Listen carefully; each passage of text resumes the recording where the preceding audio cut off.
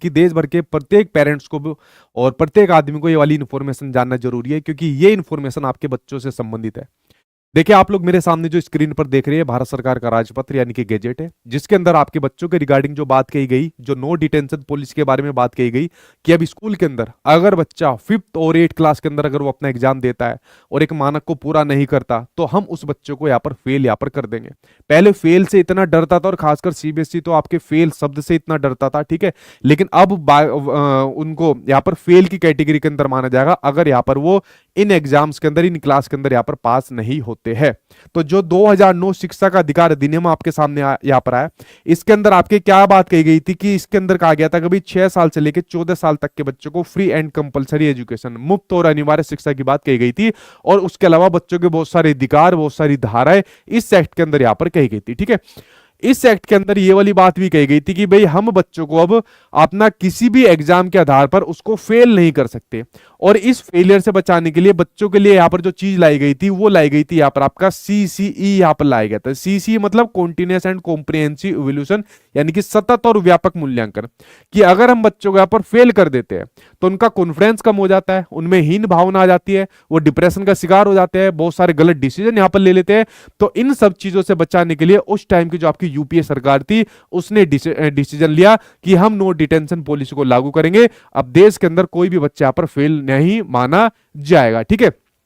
तो ये वाली जब पॉलिसी आपके सामने आई थी, और देखिए जब ये पॉलिसी आपके सामने बनी, नो डिटेंशन पॉलिसी, एक आपको एक फैक्ट बताता हूं, उस टाइम पर इसके बाद काफी चीजें सुधार में आई। जैसे स्कूल के अंदर जो ड्रॉप आउट की जो रेट होती है, मतलब जो बच्चे स्कूल यहां पर छोड़ देते हैं, उस ड्रॉप आउट रेट के अंदर संख्या के अंदर कमी आई। उसके अलावा ड्रॉप आउट रेट के अलावा अगर मैं बात करूं, जो सीबीएसई का जो रिजल्ट था, उस सीबीएसई के रिजल्ट के अंदर बढ़ोतरी होना शुरू हो गई जब से नो डिटेंशन पॉलिसी यहां पर लगी थी। लेकिन धीरे धीरे करके इसके नेगेटिव इफेक्ट भी आना चालू हो गए, और नेगेटिव इफेक्ट ये आना चालू हो गए कि सबसे जो महत्वपूर्ण नेगेटिव इफेक्ट ये था कि बच्चा सीरियस ही नहीं था कि भाई मुझे इस प्रकार से पढ़ना है ताकि मुझे अच्छे नंबर ला सकूं, पेपर पास कर सकूं। क्यों? क्योंकि उसके माइंड के अंदर ये था कि भाई फेल तो हम लोग यहां पर हो ही नहीं सकते। तो बच्चे का जो आपका बेस था, ठीक है, वो नींव थी, वो नींव बहुत कमजोर होती चली गई। और जब बच्चा आगे 10th और 12th क्लास के मान लीजिए बोर्ड एग्जाम के पास यहाँ पर जाता है तो एकदम धड़ाम से यहाँ पर गिर जाता था। क्यों? क्योंकि उसका बेस यहाँ पर स्ट्रॉन्ग नहीं होता था, ठीक है। तो इस प्रकार से जो राइट टू एजुकेशन 2009 आया, इसके अंदर आपका संशोधन भी हुआ, साल 2019 के अंदर इसका संशोधन हुआ, और इसके लिए एक कमेटी भी बनी थी जो मिस्टर TSR सुब्रमण्यम की अध्यक्षता में कमेटी बनी थी। हालांकि शिक्षा नीति 86 वाली को रिव्यू करने के लिए वो कमेटी बनाई गई थी, उसमें भी फेल के ऊपर इतना फोकस नहीं किया गया था, ठीक है। तो फाइनली ये आपके सामने जो गैजेट यहाँ पर दिख रहा है, उसके बाद आप लोग कमेंट बॉक्स में बताना है क्या फैसला सही है या गलत है, वो आप लोग नीचे कमेंट बॉक्स में बताना। तो जो शिक्षा का अधिकार अधिनियम 2009 है, जिसका नया प्रारूप अब आपको शिक्षा का अधिकार अधिनियम 2024 देखने को मिल रहा है, इसमें भाई आपकी यही बात कही गई है कि प्रत्येक शैक्षणिक वर्ष में, ठीक है, जो उसका अंत होगा उस पर 5वीं तथा 8वीं कक्षा में नियमित यहां पर परीक्षाएं होगी। जो भी आपका शैक्षणिक वर्ष होगा उसके एंड में, ठीक है, जिसको आप लोग समेटिव असेसमेंट के तौर पर यहां पर कहते हो,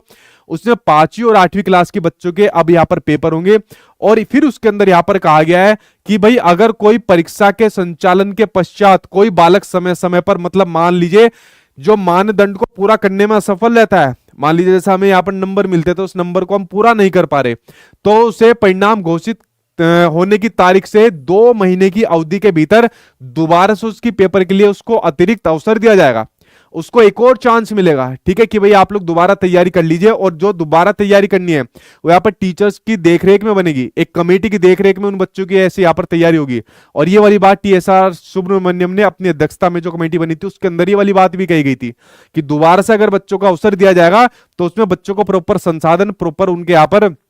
उनको चीजें सिखाई यहां पर जाएगी, बताई यहां पर जाएगी, ताकि वो फेल होने से भाई बच जाए। लेकिन अगर मान लीजिए पुनः परीक्षा होती है, दोबारा बच्चा पेपर देता है और उसमें बच्चा अगर फिर से अपना मानदंड को पूरा नहीं कर पाता, सफल रहता है, तो भाई 5वीं कक्षा 8वीं कक्षा में फिर उसको रोक दिया जाएगा, उसको डिटेन यहां पर कर दिया जाएगा।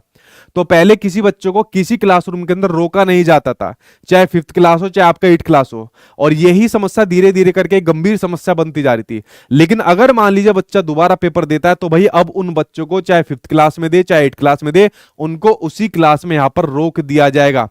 और बालक को रोके रखने के दौरान कक्षा शिक्षक बालक के साथ साथ अगर जरूरत हो तो बालक के पेरेंट्स भी। देखिए आज की डेट के अंदर आप लोग जो पेरेंट्स मेरी यहाँ पर वीडियो देख रहे होंगे, आप लोगों को भी एक रिसोर्स संसाधन के रूप में इस्तेमाल किया जाता है। आप लोग कभी बच्चों की पेरेंट्स मीटिंग तक में नहीं जाते, आप कभी एसएमसी का जो स्कूल मैनेजमेंट कमेटी होती है उसके अंदर आप लोग पार्टिसिपेट नहीं करते, आप बच्चों से पूछते नहीं क्या स्कूल के अंदर क्या हो रहा है क्या नहीं हो रहा। खासकर गांव देहात के अंदर यहाँ पर चीजें देखने को मिलती है। ठीक है, पेरेंट्स सीधा ब्लेम करते हैं टीचर्स को, अधिकारी को ब्लेम करते हैं, जबकि आप लोगों की भी जिम्मेदारी होती है, आप अपने बच्चे की पढ़ाई पर बिल्कुल ध्यान यहाँ पर नहीं रखते हो। ठीक है,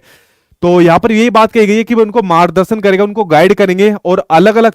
तरह पर जो भी यहाँ पर उनके अधिगम के अंतराल होंगे, जो लर्निंग गैप्स होंगे, उनको पहचान किया जाएगा, उनकी डायग्नोस किया जाएगा कि बच्चा फेल क्यों हो गया, बच्चे के किस सब्जेक्ट के अंदर या किस प्रकार से बच्चे के कहां पर कमी आई है, और पहचान करने के बाद फिर उसको इनपुट प्रदान किया जाएगा और आगे बच्चों को फिर उसी प्रकार की रिमीडियल टीचिंग यहां पर दी जाएगी। ठीक है, तो ये वाली बात इसकी यहां पर क्लियर हो गई है। और जो आपके बच्चे के